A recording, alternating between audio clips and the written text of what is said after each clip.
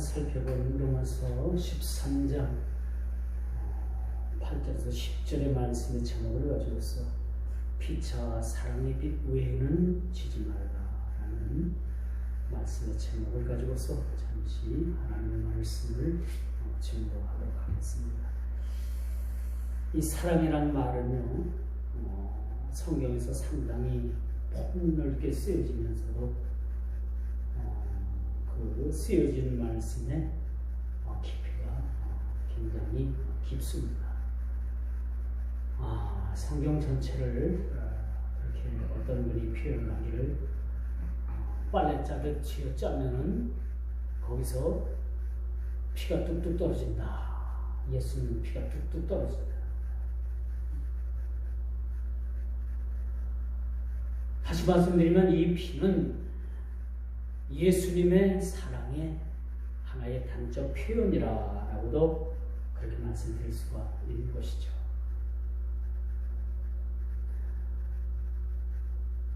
전에 보면은 교회 강단에 그렇게 아크릴이나 동이나 여러 가지 그런 재료를 통해서 하나님은 사랑이시라라는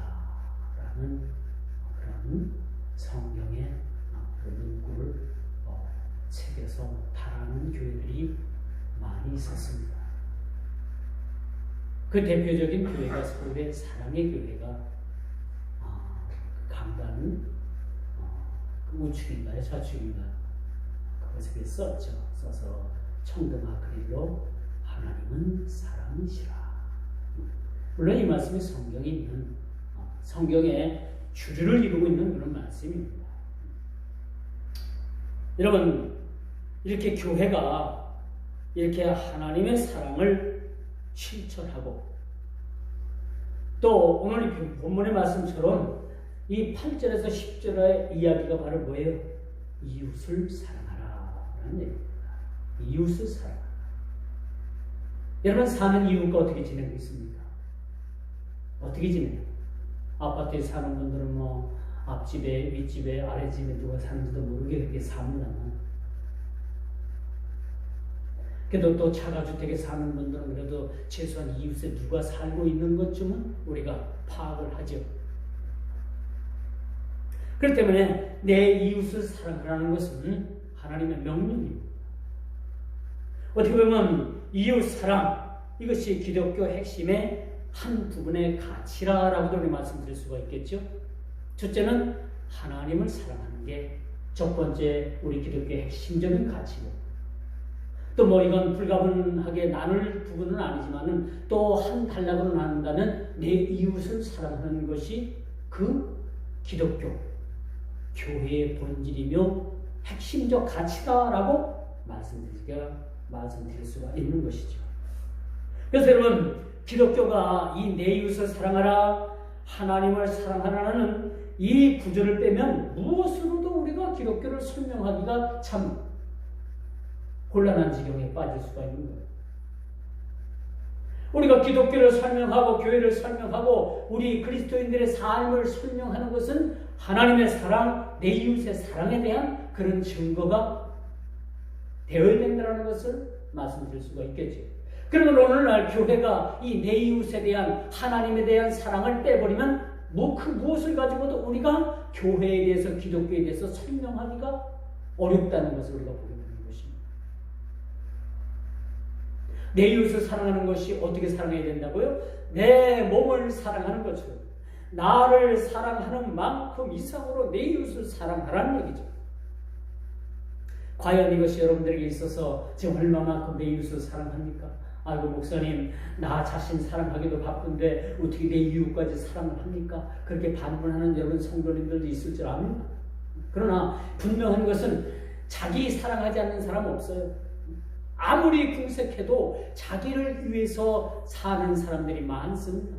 아무리 여러분 어렵고 힘들어도 자기 사랑하지 않는 사람이 있어요? 다 사랑합니다.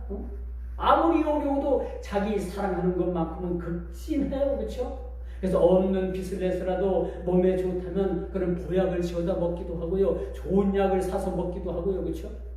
자기를 위해서는 그렇게 많은 투자를 합니다. 그러나 오늘 성경은 그렇게 말씀하고 있어요. 나를 사랑하는 것만큼 내 이웃을 사랑하라라는 거죠. 가능한 얘기죠? 가능합니까? 가능해야 되는 거예요. 이것이 오늘 기독교의 핵심 가치라라고 해도 과언이 아니라라고도 말씀드릴 수가 있는 것이죠.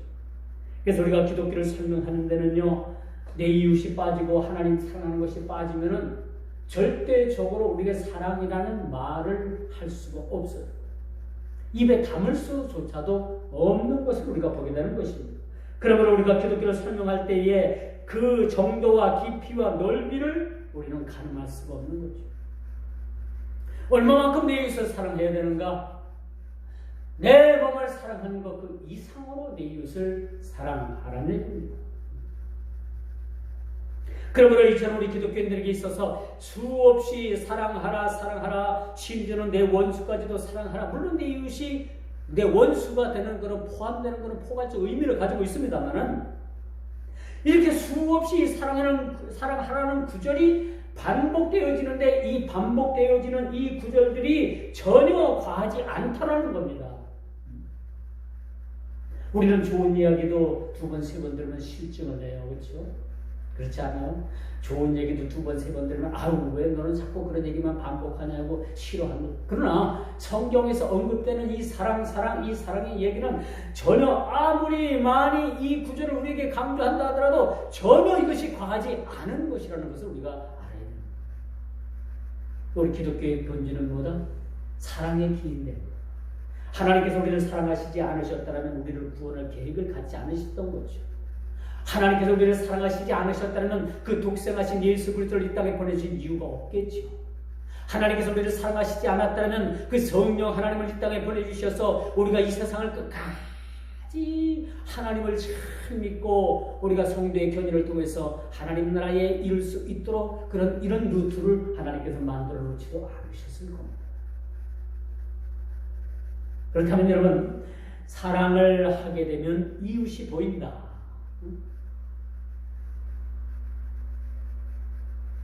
사랑을 하면 내 이웃이 보여지게 됩니다.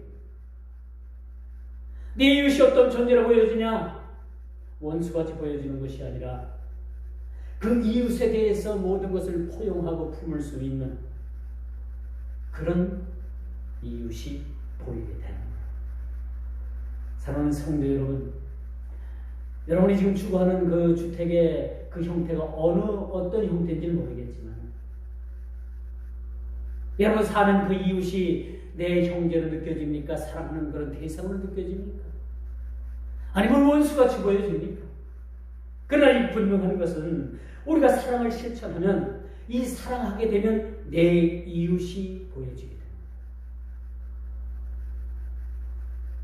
내 이웃의 칭찬할 부분들이 보여지게 되고 내 이웃의 나를 통해서 나의 손길을 통해서 필요로 하는 그 부분들이 보여지게 되는 겁니다.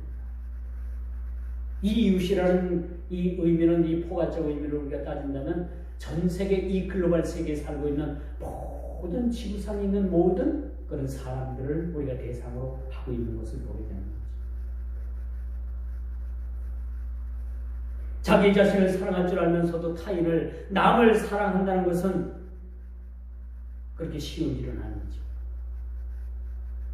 제가 거듭 말씀을 드리지만 나를 사랑한다면 내 이웃을 사랑할 수 있는 그런 눈을 가져야 된다는 거죠. 이처럼 내 이웃을 사랑하는 그런 마음, 내 이웃을 사랑하는 일들을 실천하고 있는가? 이것이 관건이죠. 여러분 하나님의 말씀이 66권은 여러분 읽지 않고 이것을 덮어붙으면은 이 말씀이 이 66권 안에 그냥 갇혀지고 있는 거 갇혀져 그냥 갇히고 마는 겁니다. 여러분들이 이 말씀을 듣고 읽고 이것을 여러분들이 깊은 그런 말씀 가운데 묵상하고 이 말씀을 통해서 여러분들 실천하는 그런 행동의 신앙이 우리에게 필요하다는 거죠. 오늘날 왜 우리 기독교인들이 욕을 먹어요? 말은 청산유수인데 하나님의 지식은 너무 많아요. 뭐 필사를 하고 성경을 100독을 하고 뭐 500독을 하고 뭐 성경 모임을 갖고 묵상을 하고 뭐 이것을 뭐 카톡을 통해서 공유를 하고 나누고 그렇게 많이 해도, 그렇게 많이 하나님의 지식과 많은 말씀을 알고 있어도 실질적으로 그 행동에 옮기고 실천에 옮기는 그러한 그리스도인들이 많지 않다는 사실에 대해서 우리는 서글퍼해야 되는 거예요. 그렇지 않겠습니까? 우리가 말씀을 많이 알지 못하더라도 한 가지 깨달은 이 말씀을 통해서 우리가 내 이웃을 사랑하고 그들을 내 몸과 같이 사랑할 수 있는 그런 마음을 가진다면 그것이 곧 바로 하나님의 말씀을 실천하는 하나님의 아들이라는 그러한 자녀로 우리가 살아갈 수 있다는 것을 여러분들에게 말씀드릴 수가 있는 것이죠. 그러면 여러분, 하나님을 사랑하고 내 이웃을 사랑한다는 것은 율법입니다. 율법의 강령을 이루는 거죠. 여러분, 구약을 보면 수백 가지의 여러분 그런 율법이 나와 있어요. 이거 여러분 다 지킬 수가 있나요? 죄송하지만 저도 못 지키고 여러분들도 못 지킵니다. 그렇다면 하나님께서 이 십계명을 왜 주셨을까요? 십계명은 율법을 압축한 10개로 나눠지는 그러한 율법의 핵심 가치입니다. 핵심. 근데 이 십계명 주고 나니까 이 십계명도 다 못 지키는 거예요. 여러분 십계명 다 지켜요? 저도 못 지켜요. 여러분 못 지켜요.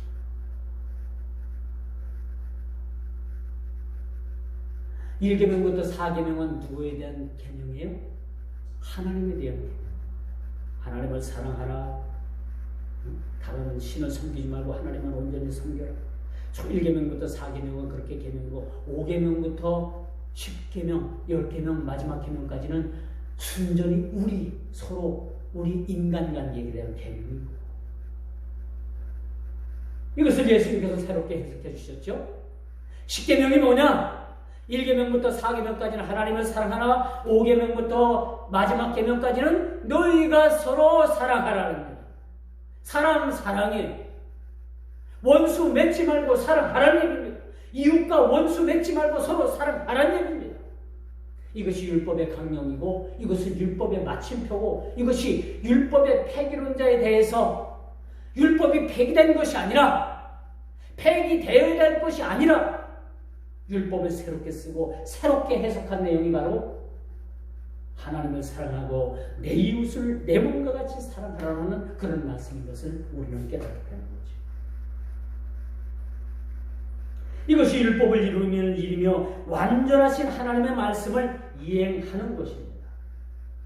성경 66권이 뭐라고 말씀하는 거예요? 하나님을 사랑하고 내 이웃을 사랑하라고 하는 말씀이 압축되어 있는 말씀입니다. 우리 주님께서도 그 말씀하시잖아요. 내 원수도 사랑하라. 네 원수까지도 사랑하라.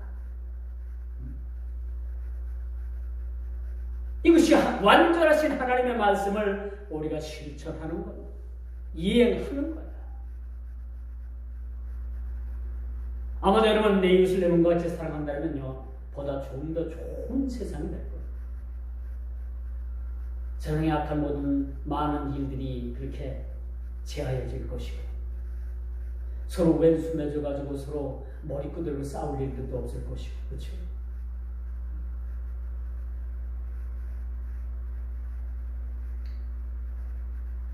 우리는 지난 얼마 전에 이 부동산 문제로 인해 가지고 정부의 부동산 시책이 잘못되는 일로 인해 가지고 지금 집을 살려면은 몇백 올렸다고 해요. 이제 집을 사는 것을 많은 사람들이 포기를 합니다.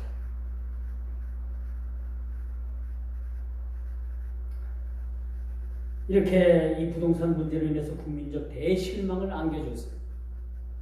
이번에 보니까 경기도의 무슨 동에 있는 그 개발된 땅으로 인해서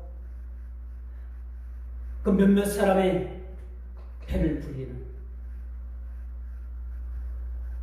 그 실체가 앞으로 다 드러나지는 않았지만 그 실체가 드러나면 어마어마한 비리가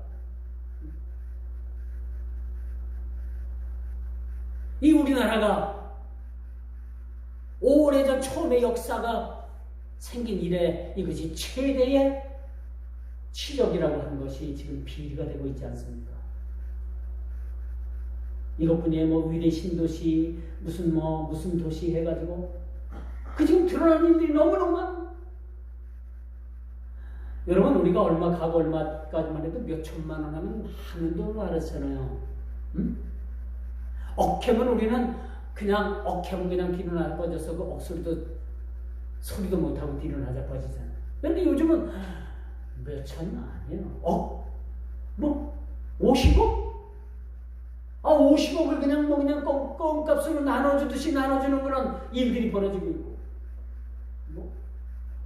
제1사람, 제2사람, 제3사람에서 7사람, 5사람, 6사람, 쭉 7동인, 2동인, 3동인 막 나오는데, 이 사람들이 가져간 그런 액수가 수천억이에요, 수천억. 이게 말이나 됩니까? 이 사람들이 이렇게 가져가도록 그 윗선에서 몰랐겠어요? 적어도는 몰랐다고 생각을 하진 않습니다. 이제 앞으로 밝혀지겠지만, 그 몸통이 어디까지 밝혀질지 모르겠지만은, 저는 그 사람들에서 끝난 이야기가 아니라고 생각합니다. 파치고 파치면 이게 몸통이 드러나고 그 실선이, 그 윗선이 다 드러나게끔 앞으로 돼 있겠죠. 하나님 앞에 비밀은 없습니다. 아무리 검찰에서 수사를 받고 경찰에서 그 수사에 대해서 깔고 뭉개도 하나님은 알고 계십니다. 어떻게 하나님의 낯을 두려워할 수가 있겠습니까?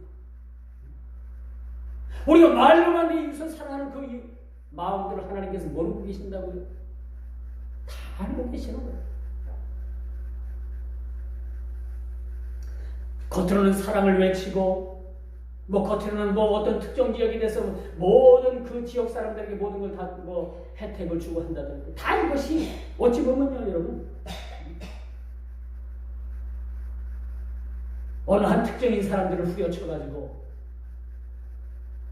어떤 특정인들의 배를 불리는 그런 일들을 서슴지 않았음을 우리가 보면서 이 국민들은 분노하고 있는 거예요. 사실. 분노하고 있는 거예요. 이게 이웃을 위한 일입니까? 어느 특정인을 위한 일이고 정치 수단을 위한 일이라고 저는 생각을 합니다. 이게 내 이웃을 위한 것이야.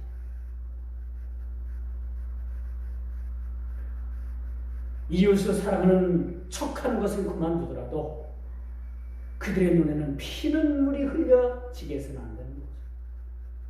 그쪽에 살고 있었던 사람들은 그냥 땅을 거저 빼앗긴 거 아니에요, 그렇죠?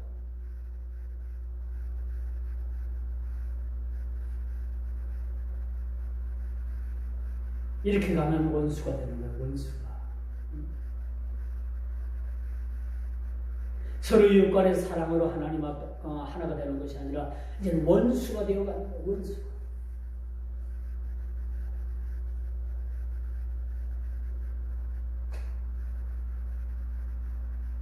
두 번째로 여러분, 자기 사랑에 빠지면 이웃이 보이지 않는다는 겁니다. 제가 일대지에서 하나님을 사랑하면 네 이웃이 보인다고 했죠. 사랑하면 네 이웃이 보이는데 반대로 자기 사랑에 빠지면 내 이웃이 보여주지 않는 거예요. 호의독식하고 내 배 부르고 등 따스면은 다른 사람도 그렇게 배 부르고 등 따스는 줄 아는 겁니다. 그래서 내 이웃이 보여지지 않는 거예요. 자기 사랑, 자기 중심에 빠지면 이러한 그 잘못에서 헤어날 수가 없다는 거죠.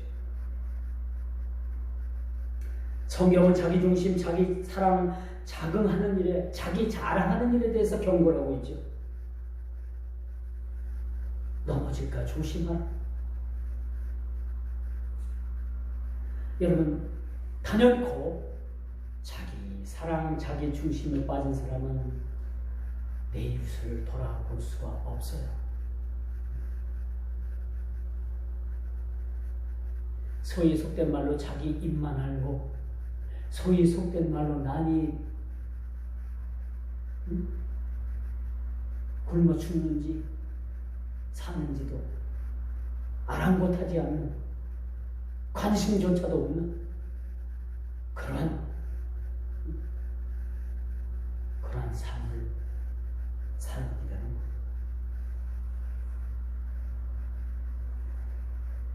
그러므로 여러분, 우리는 지금 우리 주변을 돌아보아서 진짜 우리를 통해서 주의 사랑을 공급받아야 될 사람들이 누군가라는 것을 돌아보는 겁니다. 이런 일이야말로 우리 그리스도인들의 몫이죠. 그러나 자명하고 자만하고 또 자기만 알고 자기 혼자 도의호의 독식하는 사람들은 이미 주님과의 멀어진 삶이라고 볼 수가 있습니다. 아무리 청산유수로 하나님의 말씀의 지식을 많이 알고 아무리 묵상을 많이 하고 그것을 공유하고 뭐 필사를 하고 어떤 일을 한다 하더라도 주님과 멀어진 사람입니다. 주님과 멀어진 삶입니다. 여러분 주님과 얼마나 가까운 그런 친하고 친화력을 가지고 삽니까? 주님과 여러분 사이가 지금 어떤 사이예요? 어떤 사이입니까? 멀어진 사이입니까? 친구 사이입니까?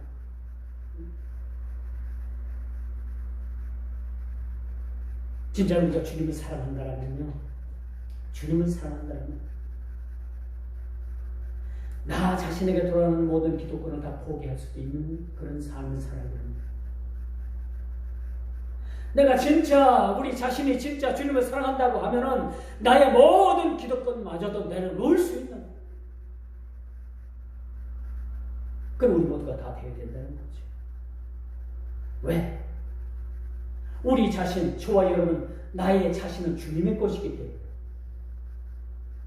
나의 나되는 것은 나로 인해서가 아니라 나의 나되는 것은 주님으로 인해서 되는 것이기 때문에 나는 주님의 것이라고 감히 그렇게 고백할 수가 있다는 거죠. 그렇게 고백되어지고 그런 삶을 살게 되면 나의 기득권 다 포기할 수가 있어요. 주님을 위해서. 그리고 내 이웃에 대한 관심과 이해력이 상당히 높아진다고 말씀드릴 수가 있습니다. 나를 포기하면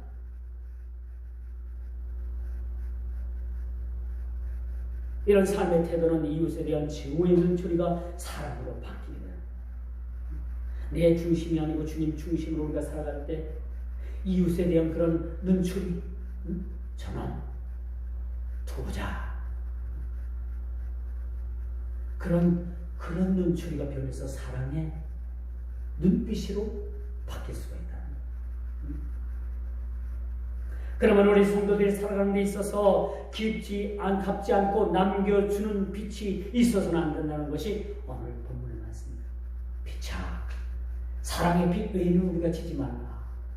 우리 모두는 주님으로부터 아주 우리가 갚을 수 없는 그런 사랑의 빛을 다 지고 있는 사람들이,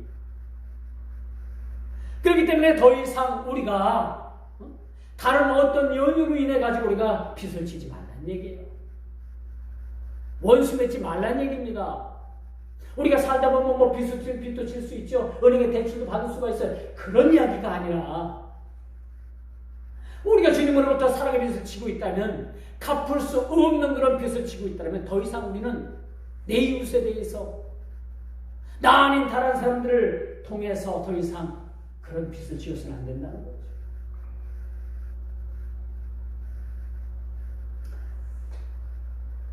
여러분, 이처럼 우리가 주님으로부터 진 빚은 갚을 수 없는 빚입니다. 그래서 오늘 바울 사도도 피차 우리가 사랑의 빚 외에는 지지 말라, 그런 말씀을 하고 있습니다. 이게 다시 말씀드리면 뭐냐? 여러분, 은행에서 대출하지 말라는 얘기 아니에요. 아니, 필요하면 대출도 하고 여러분 은행에서 돈도 빌리고, 그렇죠? 그런 얘기가 아니라, 그런 뜻이 아니라 내 이웃에 대해서 여러분 원수 맺는 그런 역선택의 그런 빚을 지지 말라는 얘기예요. 이웃 사랑하지 않는 그것들 여러분 빚지는 겁니다. 원수의 빚을 지는 겁니다. 이처럼 사랑이라는 우리 성도들이 지불해야 되는 빚이었어. 다 갚음이 없는 영원한 부채가 되는 겁니다. 우리가 주님께 진 빚은요, 여러분 영원한 부채입니다. 뭘 가지고 우리가 어떻게 갚을 거예요?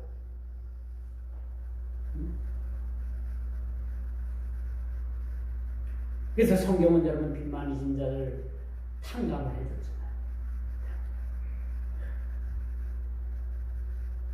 주님께서 우리에게 주신 그 빚은요, 사랑의 빚은 우리가 갚을 수 없어요. 다 탕감해 주는 거예요. 그러나 우리는 여전히 주님으로부터 사랑의 빚을 지고 있는 거죠. 그렇다면 우리가 일부 억만분의 일이라도 이거 갚을 수 없는 그런 부분들이 있습니다만 억만분의 일이라도 이웃을 위해서 이 주님께 진 빚을 우리가 일부 그 빚을 나눠줄 수 있는, 일부 사랑의 빚을 나눌 수 있는 그런 삶이 우리에게 필요하다는 거죠. 우리가 주님으로부터 진 빚은 여러분 갚는다는 게 불가능합니다. 불가능한 거예요. 그렇기 때문에 피차 사랑의 빚 외에는 여러분들이 지지 말라라고 오늘 사도는 우리에게 이렇게 말해주고 있는 거예요. 여기서 내 이웃이라는 세상의 모든 사람들을 얘기하고 있습니다. 5계명부터 10계명까지 내 이웃에 대한 이 계명, 사랑의 계명이 뭐라고 생각합니까? 그 대상이 뭡니까? 제가 초대도 말씀을 드렸습니다만 그 대상이 이 글로벌 세계에 살고 있는 온 지구촌에 살고 있는 모든 사람들이 그 사랑의 대상임을 우리가 다시 한번 깨달아 알게 되는 거예요. 그러면 여러분 우리가 그리스도인들끼리만 서로 사랑하고 주고받는다면 이것은 하나님의 의지에서 발현된 그런 사랑의 본질을 우리가 깨닫지도 이해하지 못하는 거예요. 여러분 내 가족, 어머니, 아버지, 형제, 자매 사랑하는 건 누구 못합니까? 그렇죠? 내 가족 사랑할 수 있어요. 조건 없이. 더더군다나 우리는 한 교회 안에서 이 공동체 안에서 우리가 서로 사랑하고 우리만 서로 사랑하고 서로 그렇게 한다면 하나님께서 우리에게 주신 이 사랑의 자아적인 이 사랑의 이 발현된 사랑의 본질을 우리는 깊이 깨닫지 못하는 거예요. 어디까지 나가야 되느냐? 우리 주님 말씀하고 계시잖아요. 그 대상이 누구냐? 이 글로벌 세계 모든 대상 내 원수까지입니다. 원수까지. 요즘 오징어 게임이라는 그러한 드라마가 넷플릭스라는 그런 프로그램에서 이것이 방영이 됐어요. 혹시 보신 분들 있을지 모르겠습니다만, 저는 처음부터 1화부터 9화까지 다 봤는데, 참 좋은 내용은 더군다나 그 기독교인이 하나가 나오는데 너무 기독교에 대해서 폄하하는 기독교인 하나가 나오는데 그 기도하는 내용이나 또 그 한 사람의 하는 행동이 기독교를 폄하하기 위해서 그 영화가 그 드라마가 사실 일부적이긴 하지만 만들어진 거예요. 오늘날 교인들이, 오늘날 우리 기독교인들이 그 오징어 게임을 보면서 과연 어떤 생각을 하고 있을까? 전 거기에 나오는 한 부분에 나오는 어떤 그 사람에 대해서는 우리 기독교인의 한 일부 아주 극히 작은 사람들이라고 생각을 합니다. 우리가 진짜 예수를 믿으면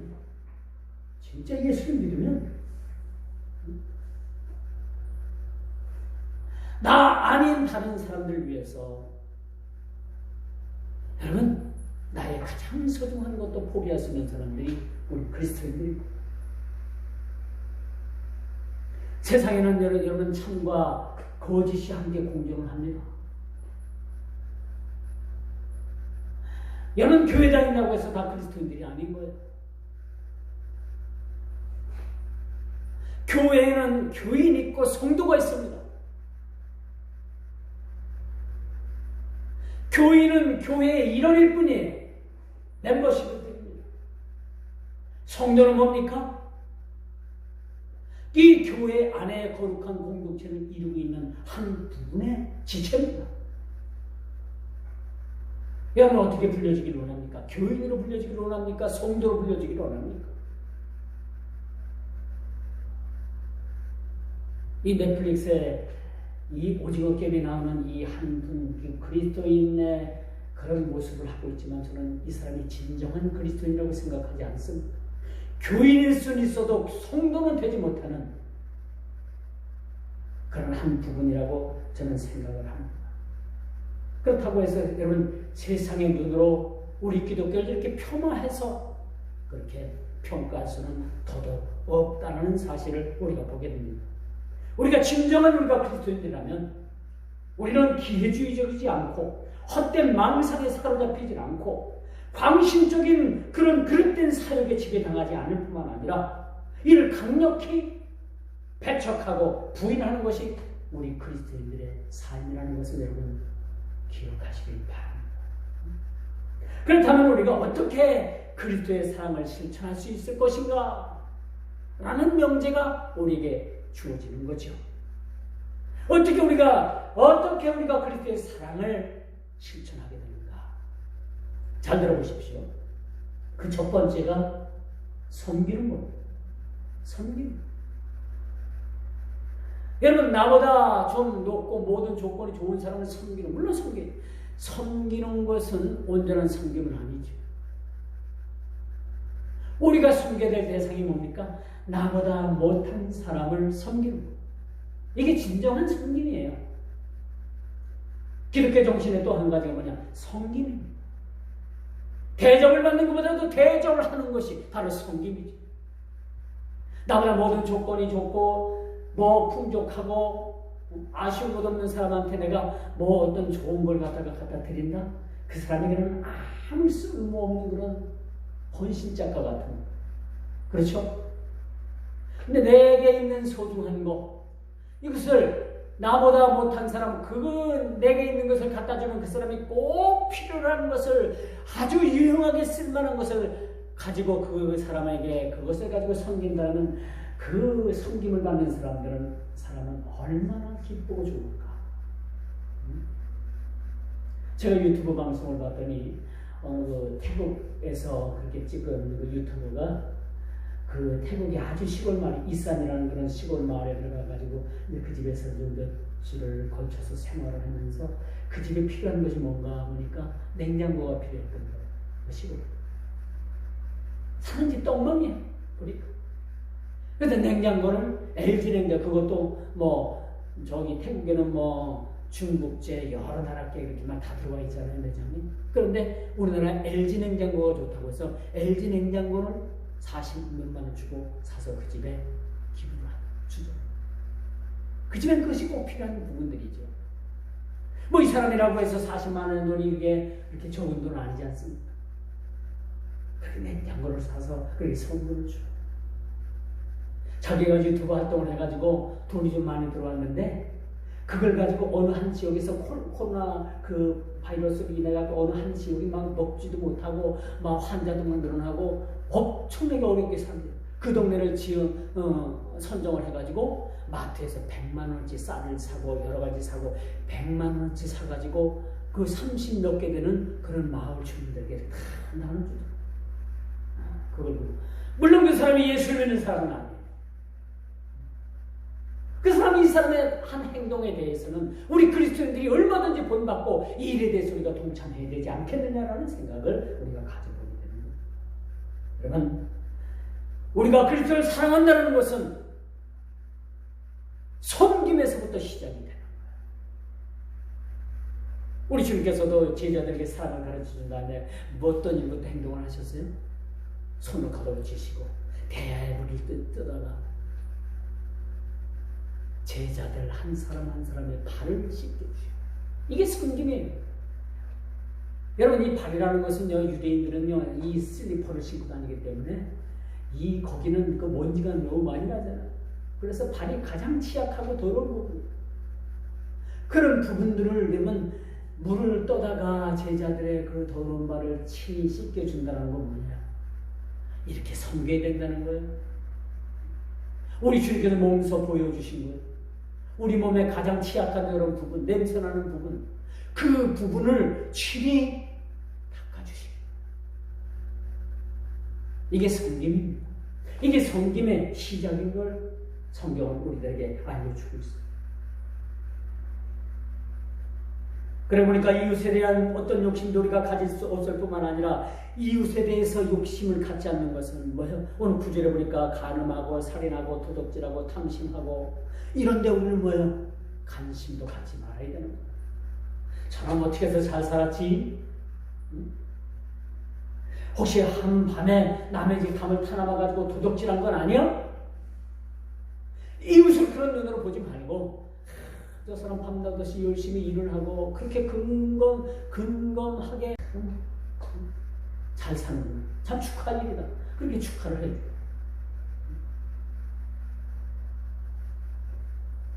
그래서 우리가 간음, 살인, 도둑질, 탐내는 일, 이런 일들은 우리가 관심도 없다는 것들을 우리가 스스로가 증명해내야 된다는 것을 말씀을 드리고 이제 말씀의 결론을 내줄게요.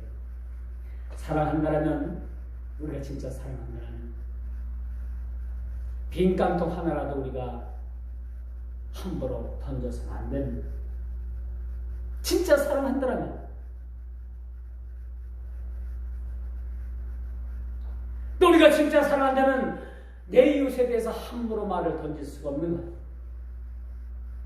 함부로 말할 수가 없는 것. 그렇지 않겠어요? 여러분 대다수의 다툼이 어디서 나옵니까? 오해에서 나오죠. 오해된 말, 그릇된 말, 그렇죠? 넘겨짚는 말, 해서는 아니 되는 말, 그런 말 때문에 우리가 싸움이 생깁니다.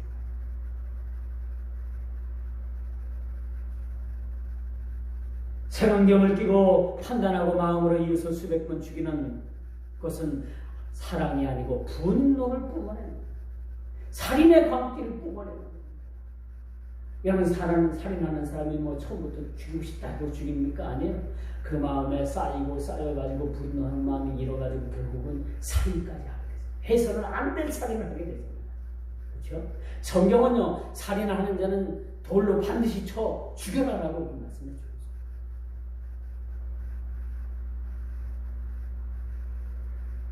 사랑한다는 것은요, 여러분 평생 갚지 못할 빚이기에 더 이상 빚을 지지 말고 빚을 졌으면 반드시 갚기를 바랍니다.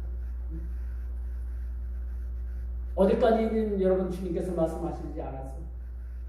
할 수 있는 대로 끝까지 빚진 자로서 우리가 세상을 우리가 빚을 갚으면서 살아가야 됩니다. 코로나 팬데믹으로 인해 가지고 민심이 흉흉해지고 있는 이때에 세상 사람들처럼 마음이 굳어지지 말고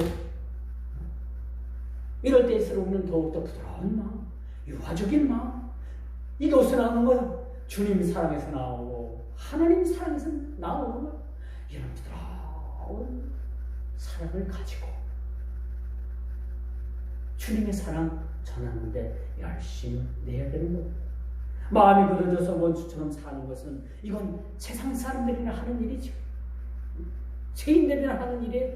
우리 그리스도인들은요 뭐요? 주님 사랑 가지고 내 이웃을 위해서 이럴수록 서로가 우리가 껴안고 함께 울고 함께 우리가 기도하고 함께 나누는 함께 섬기는 그런 일들이 우리 그리스도인들 우리 교회로부터 출발해야 된다는 사실들을 기억하시길 바랍니다. 빚을 졌습니까? 여러분 세상 빚을 져봤어요? 여러분 빚지면 잠이 오질 않아요? 그래 안 그래요? 그 액수가 얼마였던 간에 빚을 지면 여러분 잠이 옵니까? 잠이 안 와요. 이거 어떻게 해서 갚지? 응? 여러분 얼마나 고민됩니까? 잠이 오지 않을 정도로다 여러분 고민이 깊어지는 거예요.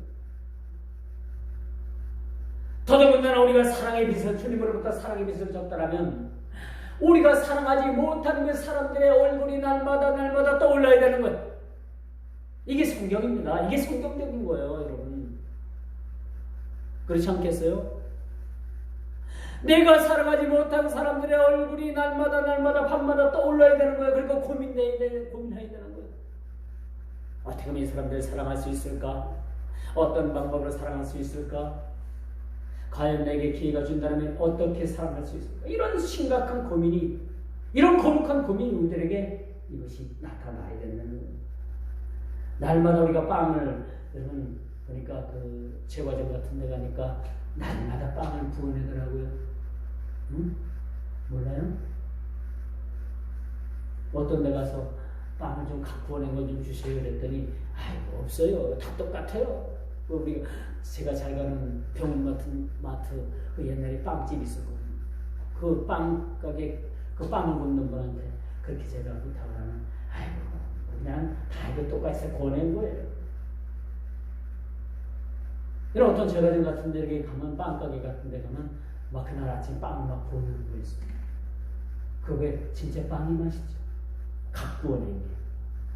우리 그리스도인들은요 날마다 빵을 구워내는 심정으로 그 빵을 그렇게 나눌 수 있는 이게 사랑입니다. 그런 모습들이 되어야 된다는 거죠.